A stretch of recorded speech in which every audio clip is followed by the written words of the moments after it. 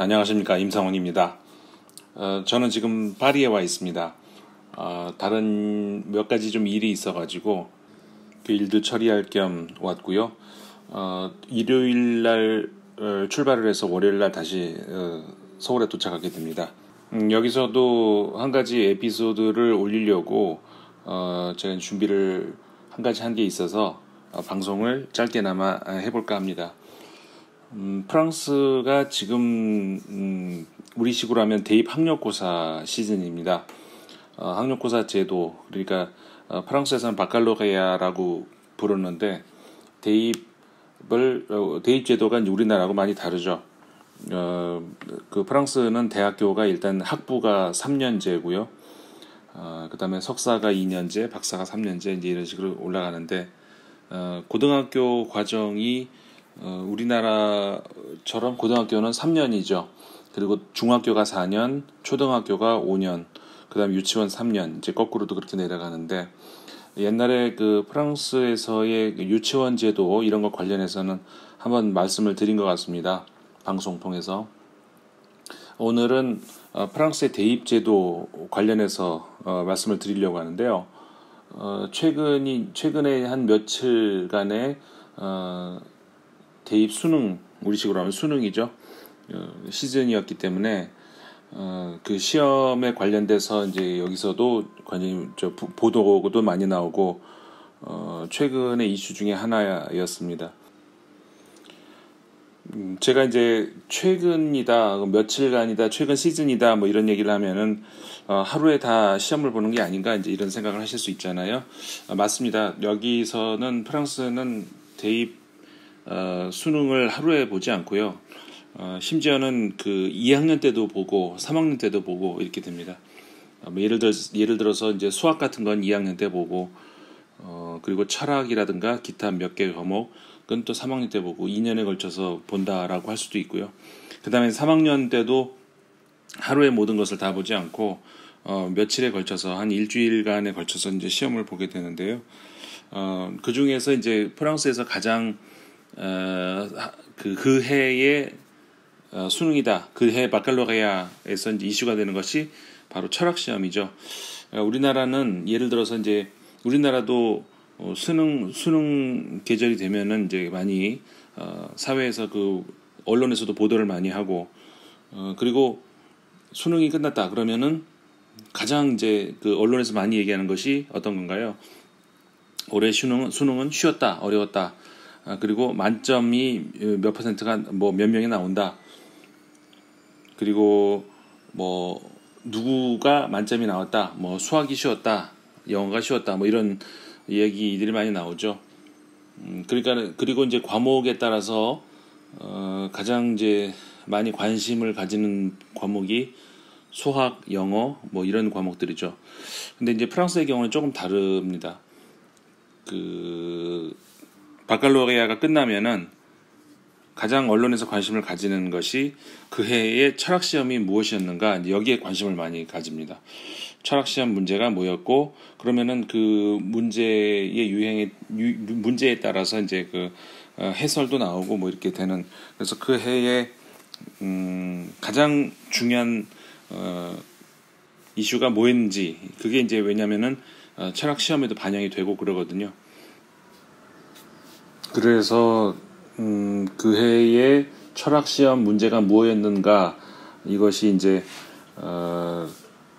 대입을 준비하고 있는 학생들 입장에서도 가장 그 중요하고, 왜냐하면은 그 대입을 하는 데 있어 가지고 이제 그 결정적으로 그 점수가 이제 중요하기 때문에 그 학생들 입장에서도 철학 시험이 굉장히 중요하고요.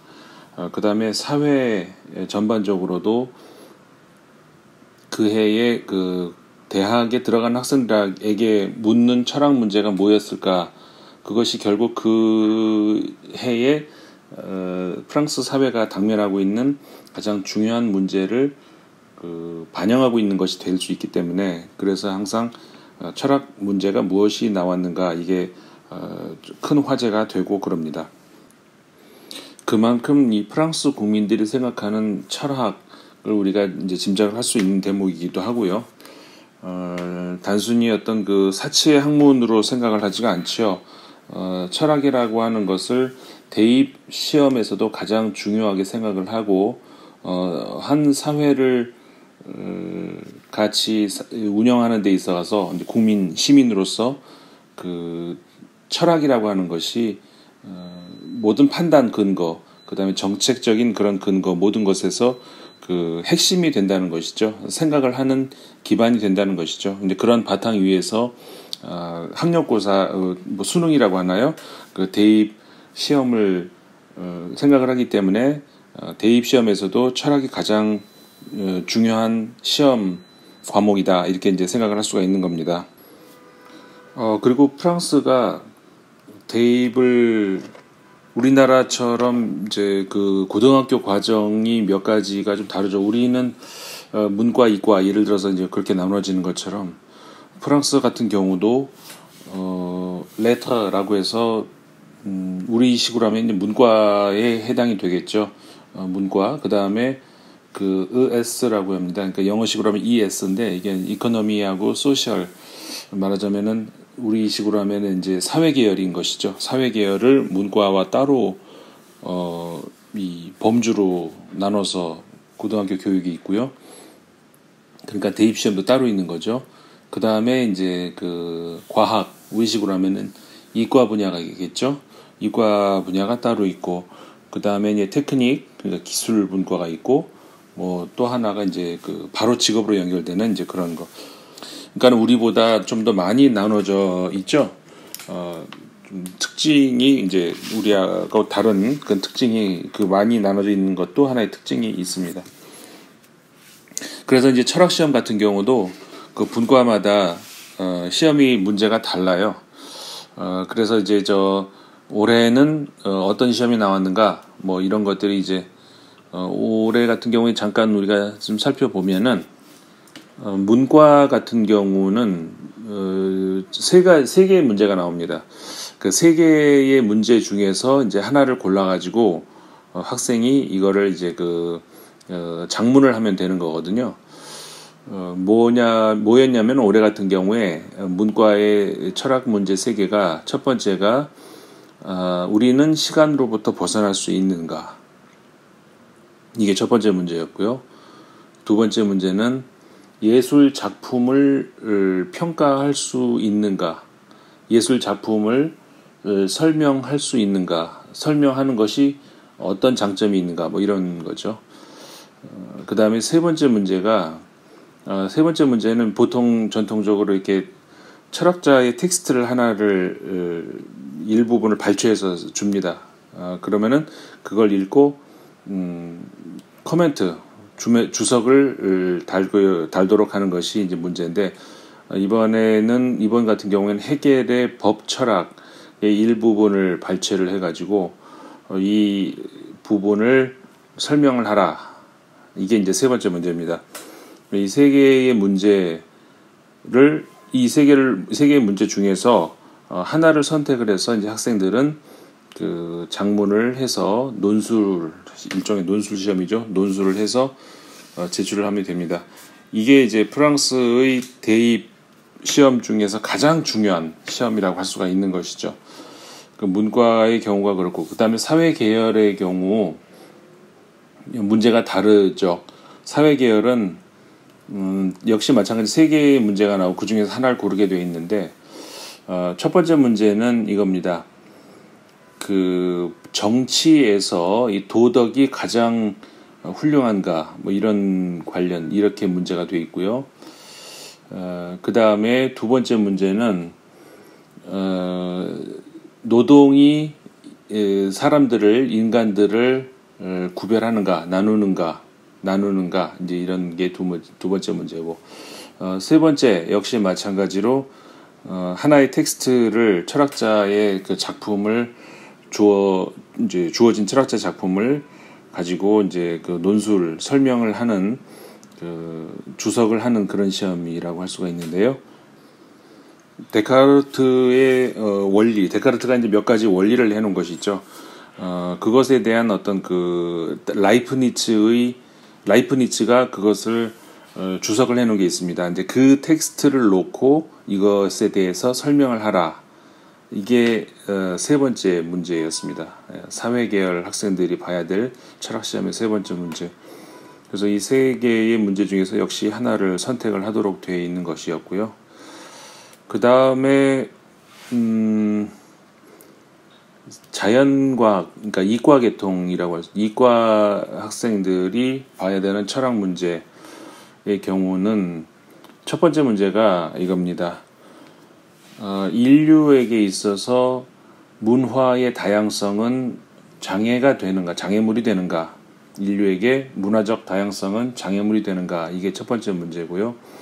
두 번째 문제는 자신의 그 의무를 이행하는 것이 의무를 알고서 의무를 알고 이행하는 것이 그의 자유를 포기하는 것인가?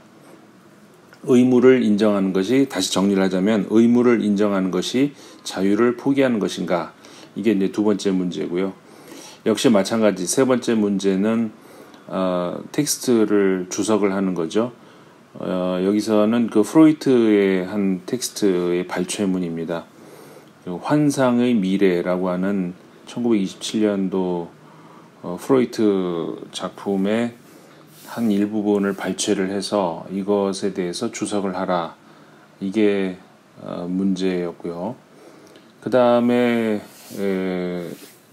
이제 이과 말고 나머지 학생들이 이제 예를 들어서 아까 이제 테크닉, 그러니까 기술 분과라든가 바로 직업으로 연결되는 그런 학생들이 역시 봐야 되는 철학 시험이 있는데, 이 철학 시험에서 첫 번째 문제, 교환할 수 있는 것만이 가치가 있는가? 다시 말하면 교환할 수 없는 것은 가치가 없는가? 이런 거죠. 교환할 수 있는 것만이 가치가 있는가? 이게 첫 번째 문제였고요. 두 번째 문제 같은 경우에는 법이 행복을 가져다 주는가? 이게 이제 두 번째 문제입니다. 세 번째 문제 역시 주석을 하는 거죠. 몽테뉴의 그 수상록의 일부분 발췌를 해서 이것을 여기에 대한 주석을 하라. 이게 이제 문제였습니다. 자, 이게 올해의 철학 시험 문제인데, 그러니까는 일부분 전체 이 수능 바칼로레아의 한 과목이라고 할 수가 있지만, 그냥 철학 시험은 그냥 단순한 그냥 한 과목이 아니고 굉장한 비중을 차지하는 이제 큰 부분, 굉장한 비중을 차지하는 시험, 굉장한 비중을 차지하는 과목, 어떻게 보면 가장 중요한 비중을 차지하는 과목이라고 할 수가 있기 때문에 철학이요. 그래서 이제 앞서 말씀드린 것처럼 올해의 수능 바칼로레아의 철학 시험 문제가 무엇이 나왔는가, 이걸 전 국민이 관심을 가지고 이제 보는 것이죠. 앞서 말씀드린 것처럼 그 이유가 철학적 주제라고 하는 것은 그 당대의 가장 그 사회의 사람들이 민감하게 생각할 수 있고, 그리고 가장 그 이슈가 될 수 있고 문제가 될 수 있고, 사람들로 하여금 생각을 하게 만드는 그런 그 사회 현상 혹은 가치, 이런 것이 뭔가, 바로 그게 철학이기 때문에, 그리고 그것을 고등학교를 졸업하는 학생들에게 생각해서 한번 간단하게 기술을 해보도록 요구를 하는 것이고, 어떤 그것을 가지고 대학 수능 평가를 하기 때문에 수학 능력이 있다 없다, 대학에 입학할 자격이 있다 없다를 평가하기 때문에 프랑스 시민들 입장으로서는 굉장히 중요한 문제처럼 생각한다고 할 수가 있는 것이죠. 이 문제를 이제 학생들은 풀고 거기에 대해서 평가가 이루어지는데, 당연히 이 평가는 논술 방식이기 때문에 어떤 보편적 답이라고 하는 것이 있을 수가 없죠. 우리가 이제 객관식이라고 한다 그러면은 한번 정해진 답이 누구에게나 똑같은 답이 되고, 평가를 누가 하든 채점은 똑같이 이루어지겠죠. 그런데 이제 논술로 시험을 보기 때문에 시험 평가라고 하는 것이 절대적인 어떤 객관성을 보장은 물론 할 수가 없는 것이죠. 그런데 이제 어느 정도의 객관성을 이 사람들도 이야기를 하고는 있습니다. 왜냐하면은 어차피 교육이라고 하는 것은 그 당대의 이데올로기의 전수라고 할 수가 있는 거거든요.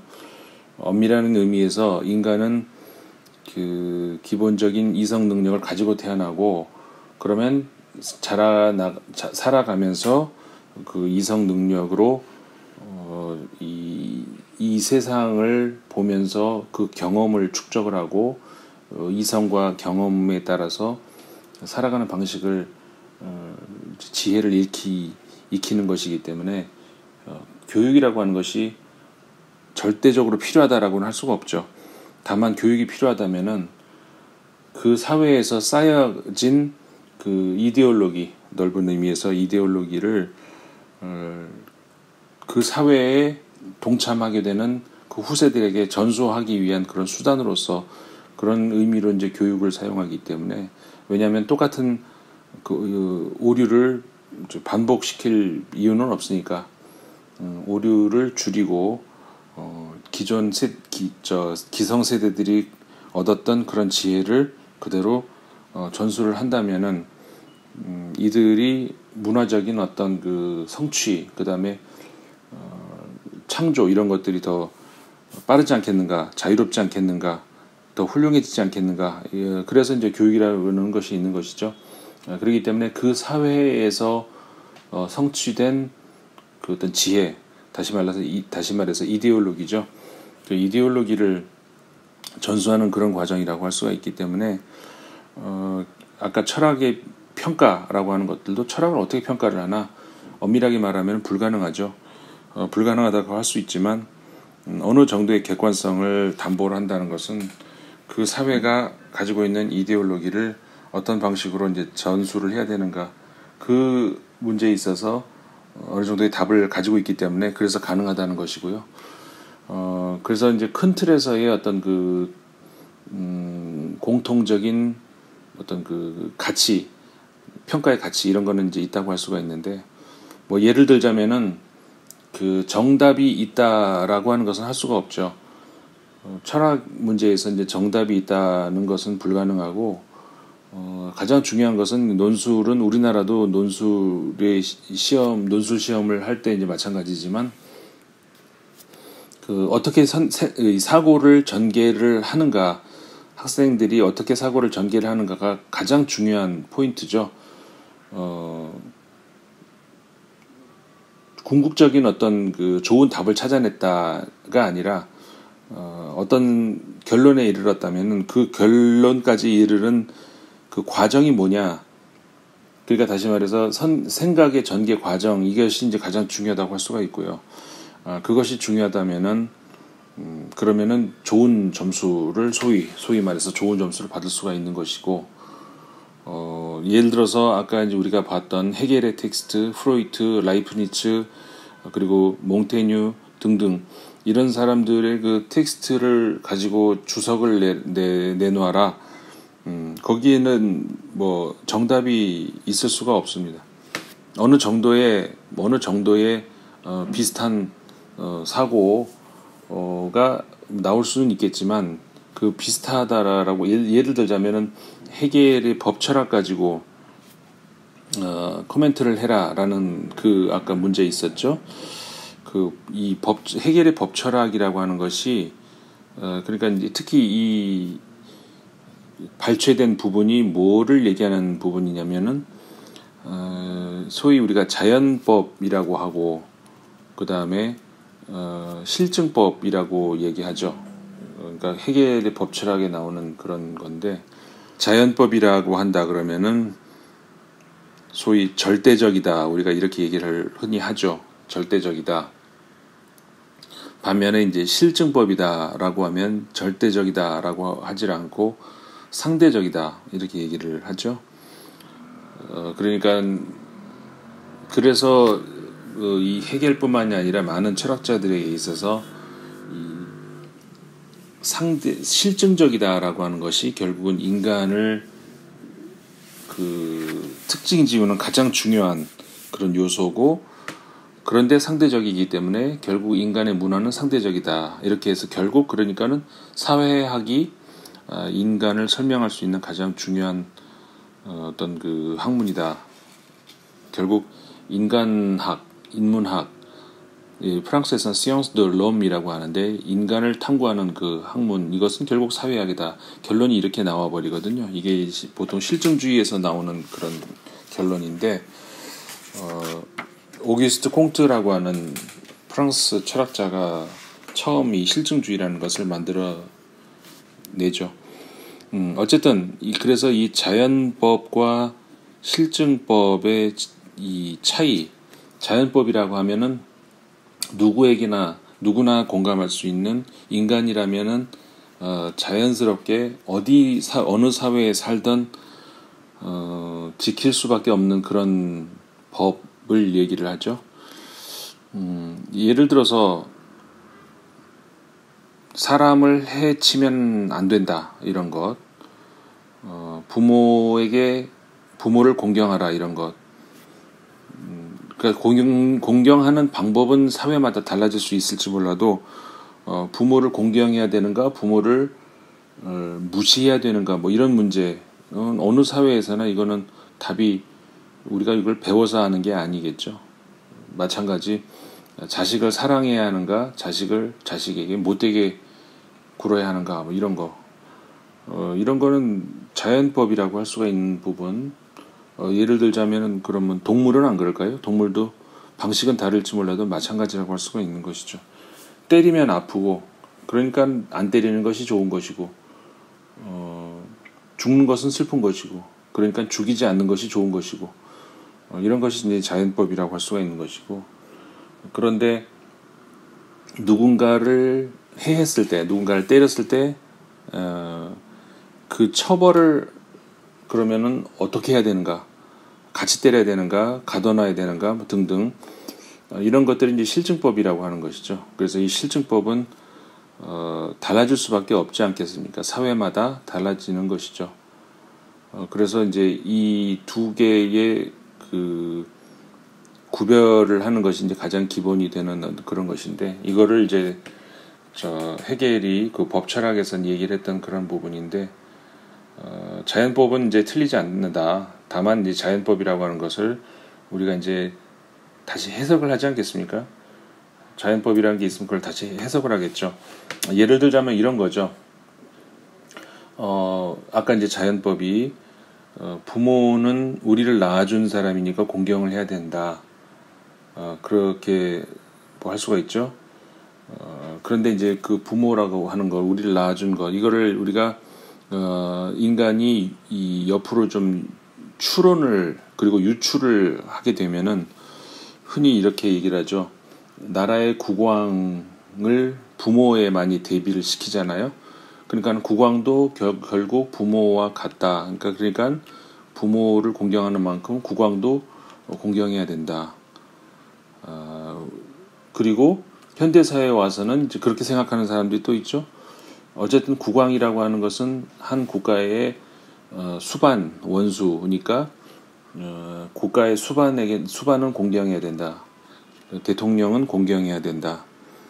근데 그 공경한다라고 하는 것이 이제 부모부터 대통령까지 왔는데, 그 공경이라고 하는 것이 일단 무엇이며, 공경의 방식이 무엇이며, 이런 것들이 결국은 다 달라지겠죠. 무조건적인 복종을 얘기하는 건지 등등이 있죠. 그러니까 이렇게 되면은 자연법상으로 대통령의 말에는 복종을 해야 된다, 이렇게 흘러들어갈 수가 있는 거 아니겠습니까? 다시 말해서 헤겔이 말하고 싶었던 것도 자연법이라고 하는 것이 틀릴 수는 없다는 것이죠. 그런데 그 자연법을 우리가 해석하는 과정에서는 얼마든지 오류가 나올 수 있는 그런 것이죠. 이게 결국은 어떻게 보면은 인간의 그 실증법으로 들어가는, 그리고 실증법이라고 하는 것은 필연적으로 자의적일 수밖에 없죠. 사회학에서 자의적이라고 하는 말은 아무렇게나 됐다는 얘기가 아니고, A라는 사회에서 이렇게 만들어지는 것, B라고 하는 사회에서 또 저렇게 만들어지는 것은 어느 쪽이 맞고 틀리고가 아니고 그 사회에서 그렇게 될 수밖에 없는 이유가 있었을지는 몰라도 그게 그렇게 돼 있다는 것이죠. 그 자의적이다라고 하는 말은 그 얘기입니다. 그러니까는 다양할 수밖에 없는 것이고 그게 왜 그렇게 됐는지를 설명이 불가능하다는 것이죠. 그 사회에서는 왜 그게 법으로 규정이 됐는지를 논리적으로 설명을 할 이유가 없고 근거도 없고 그게 어렵다는 것이죠.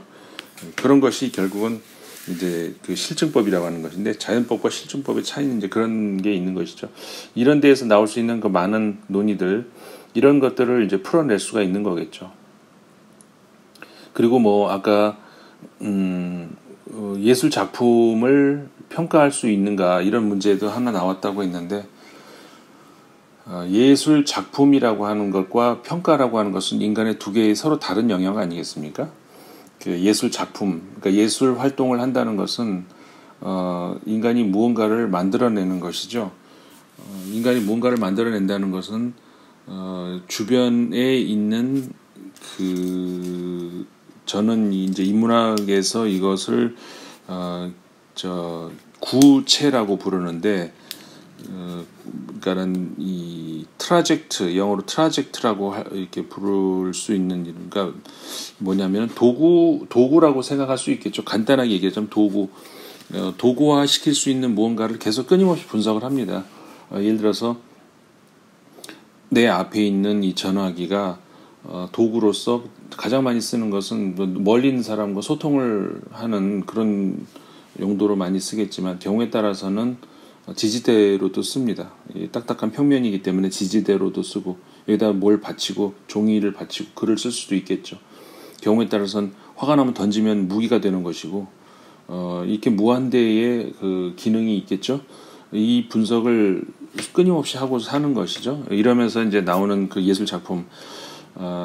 그런데 흔히 우리가 말하는 예술이라고 얘기를 할 때는 그 에스테틱을 이야기할 때는 보통의 작품은 실용성을 염두에 두고 작품을 활동을 하죠. 예를 들어서 전화기가 있다고 하면은 누군가와 통신을 하기 위해서 하는 그게 이제 전화기인데 목적이 있는 것이죠. 뭔가 연필을 만든다 그러면은 뭔가를 쓰기 위해서라는 것이고 목적이 주어져 있는데 그 목적이라고 하는 것이 그 제작 자체가 목적이라면 그러니까 보통은 우리가 뭔가를 제작을 한다 그러면 외부적인 외부의 그 목적이 있겠죠. 그런데 제작을 하는 목적이 제작을 위한 것이다. 다시 말하면 내재적이라는 것이죠. 제작을 위한 목적이 내재적으로 작용을 할 때 이거를 우리가 제가 하는 여기 우리 인문학에서는 에스테틱이라고 얘기를 하고 그것이 이제 예술 작품 흔히 우리가 말하는 그런 의미에서 예술 작품이라고 할 수 있는 것이죠. 이걸 다른 식으로 표현하자면은 이렇게 얘기할 수도 있어요. 저는 일부러 의도적으로 이렇게 얘기를 하기도 하는 것이 진정한 예술은 쓸데없는 짓을 하는 것이 진정한 예술이라는 것이죠. 쓸데 있는 일을 하면은 진정한 예술이라고 할 수가 없는 거고 쓸데없는 짓을 해야 이게 진정한 예술이죠. 그런 예술 활동이 있는데 이것을 설명을 한다라고 하는 것, 설명을 한다는 것은 아까 말씀드렸던 그 트라젝트 이게 그리스어에서 트로포스라고 얘기한 트로포스의 문제가 아니고 로고스의 문제죠. 로고스의 문제. 다시 말해서 무언가를 인지하는 대상에 대해서 설명을 하려고 하는 것, 정리를 해서 설명을 하려고 하는 것, 그 행위가 이제 로고스 행위죠. 설명을 한다는 것이 그런 것이. 그래서 아까 이 트로포스와 로고스가 다르듯이 예술 작품을 만든다는 것과 설명을 한다는 것은 전혀 다른 행위죠. 다시 말해서 인간의 예술 활동에 있어서 작품 제작은 필연적이라고 할 수가 있지만 거기에 대한 설명은 필연적이라고 할 수가 없죠. 설명을 꼭 해야 예술 작품의 완성은 아니라는 거죠. 그러니까 그 예술가가 뭔가를 만들었다. 그것에 대해서 예술가가 평가를 해야 될 스스로가 평가를 해야 될 의미는 전혀 없는 것이고 물론 할 수도 있겠지만 그리고 평론가가 그것을 평론해야 되는 것이 예술의 본질이라고 할 수는 없죠.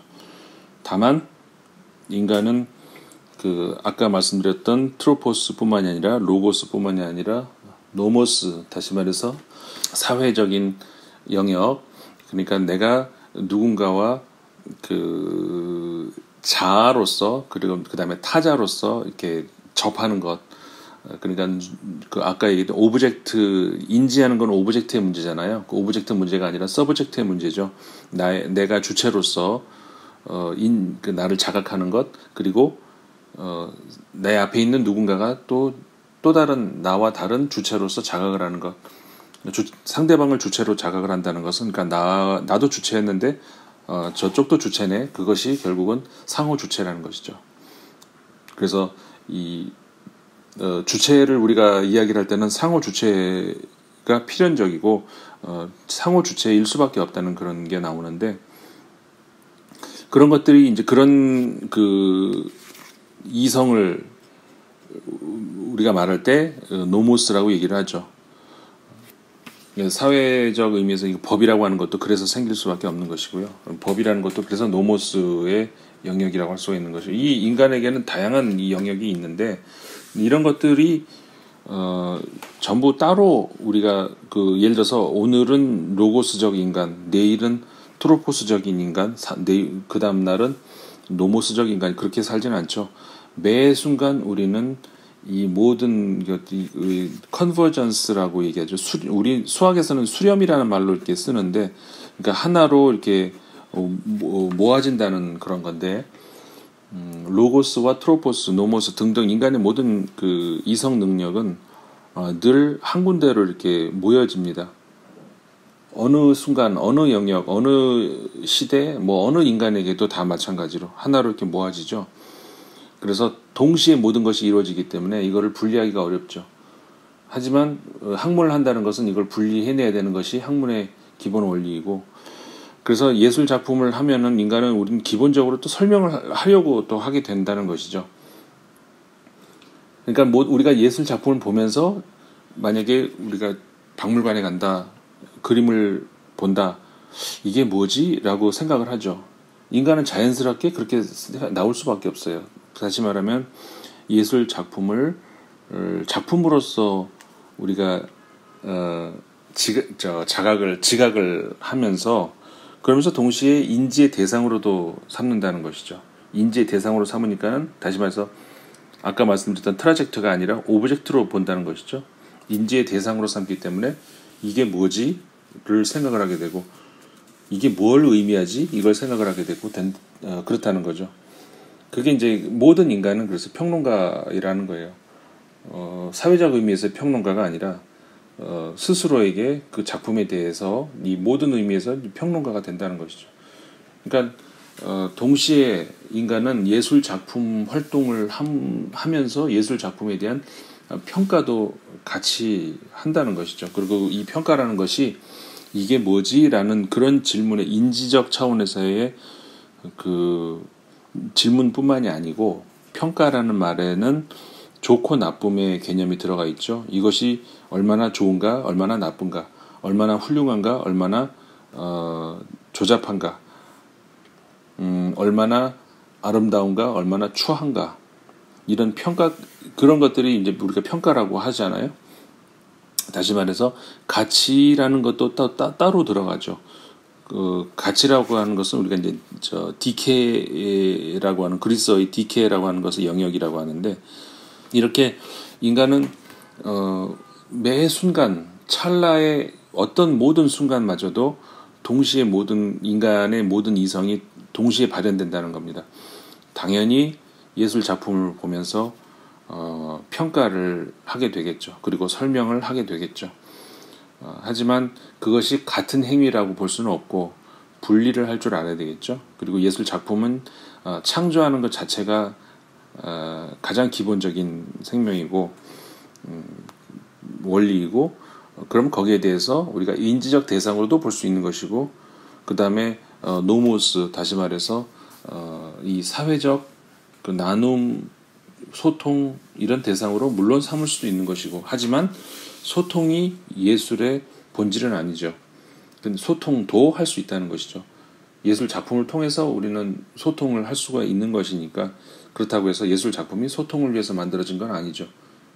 예술 작품은 창조를 위해서 만들어진 것이고 다만 소통이 금지되지는 않죠. 소통을 뭐 하지 말라는 게 아니고 소통도 할 수 있는 것이고 평가도 할 수 있는 것이고 소통도 할 수 있고 평가도 할 수 있고 인지도 할 수 있고 하지만 예술 작품의 가장 그 뭐라고 할까요? 그 원리, 원칙, 본질이라고 한다 그러면 창조겠죠. 그 창조를 위해서는 아까 말씀드린 것처럼 끊임없는 인간의 그 기술적 이성 이걸 통해서 이제 주변을 분석해 나가는 것. 그 분석이라고 하는 것은 사실 무의식에 해당하는 것이죠. 우리가 의식적으로 분석을 하지 않나요? 저는 지금 이 녹음을 하기 위해서 의자에 앉아서 책상 위에 녹음기를 놓고 녹음을 하고 있지만 이 의자라고 하는 것은 저는 무언가 제가 다리를 접고 거칠 수 있는 주변에 뭔가를 찾은 거죠. 평평해야 되겠고 너무 높아도 안 되고 너무 낮아도 안 되고 그러다 보니까 가장 좋은 것이 이 물건이었고 역시 책상도 마찬가지 그런 의도였고 이게 반드시 책상으로 쓰이느냐 아니죠. 밥을 넣고 먹으면 밥상으로 쓰이는 것이고 그 좀 높이 앉고 싶으면 이게 그 걸상도 될 수 있는 겁니다. 아니면 다른 얼마든지 무한대의 물건의 역할을 할 수가 있는 것이죠. 녹음기도 마찬가지고 이런 것들이 종합이 돼가지고 뭔가를 창조를 한다는 거 이게 이제 인간의 그 작품 활동이라는 것인데 다만 저는 현재 이 녹음하는 이 행위는 작품 활동이라고 굳이 할 수도 있겠지만 뭔가 다른 목적을 위한 것이죠. 그 다른 목적이라 하면 저는 그 소통을 위한 그런 게 다른 목적이죠. 그런데 만약에 누군가가 이러한 행위가 소통이라든가 기타 다른 외부에 있는 목적이 아니라 이 자체가 목적이라고 한다 그러면은 다시 말해서 그 외향적이 아니고 내재적인 그런 그 목적이라고 한다면 그게 이제 에스테틱이 되고 그게 진정한 의미에서 예술 작품이 되겠죠. 이런 것처럼 뭐 좀 몇 가지의 그 철학적 주제에 사실은 저는 이제 이 철학 문제를 한다고 하면서 이제 철학이라는 이야기보다는 인문학이라는 이야기를 더 많이 했는데 제가 철학을 배제하고 인문학이라는 말을 쓰는 이유는 뭐 다양한 어떤 그 기회에서 이제 말씀을 드렸습니다만은 철학이라는 말보다는 인문학이라는 말이 제가 설명하는 그런 어떤 내용 모든 것에 있어서 적절하다고 생각되기 때문에 그런 것이고요. 어쨌든 이번에 올해의 프랑스 철학 문제, 올해의 프랑스 수능 바칼로레아의 가장 중요한 시험이라고 할 수 있는 철학, 이 철학 시험 문제가 무엇이었는지, 그래서 이 사람들은 프랑스 사람들은 무엇을 고민을 하고 그래서 어떤 고민을 이 후세들에게 이제 대학을 진학하려고 하는 이 학생들에게 물어보려고 했는지 그런 것들을 몇 가지 예를 들어서 한번 봤습니다. 오늘은 금요일인데요. 잠시 후면은 제가 그 누구를 잠시 만나야 됩니다. 이 프랑스에서 책을 출판하는 어떤 계획이 있어서 그거를 관련해 가지고 누구를 좀 만나야 되는데 그렇게 되면 그리고 나면은 이제 큰 어떤 일정은 다 정리가 되는 것 같습니다. 한국에 가서 다시 뵙기로 하고요. 지금 파리 하늘은 굉장히 맑습니다. 언젠가는 한국의 하늘도 이렇게 맑게 될 날을 기대해 보면서 지난번 유럽 선거에서 프랑스와 독일은 진보 정당 가운데 녹색당이 가장 그 선두에 섰던 역사적인 이번에 선거였는데요. 그리고 아일랜드의 경우는 전체에서 그 1등을 하기도 했었고